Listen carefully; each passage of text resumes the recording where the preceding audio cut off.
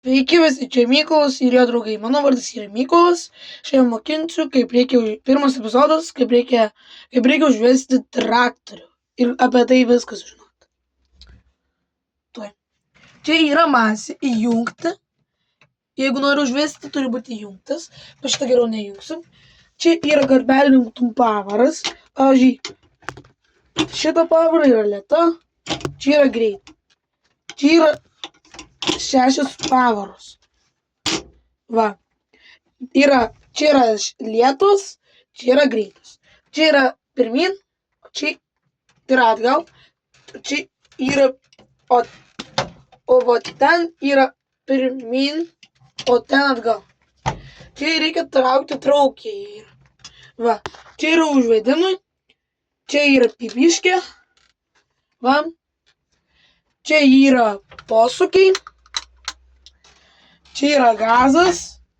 Arba galima naudoti pedalą. Rankinis stabdis.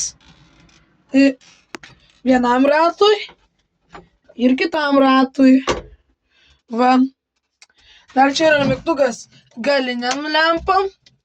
Va. Ventiliatoriui. Galiniai lempai. Va. Taip pat yra radija. Štai vairas. Va. Dar čia yra darbinis režimas.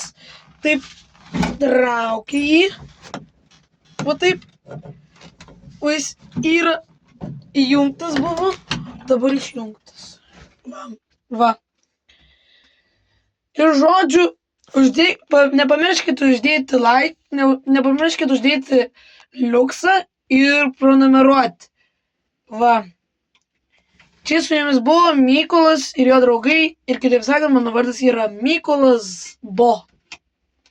Tai va, žodžiu. Iki mano žiūrovai, kai žiūrėjot mano video. Ir nepamirškite uždėti liuksą ir prenumeruoti. Bye.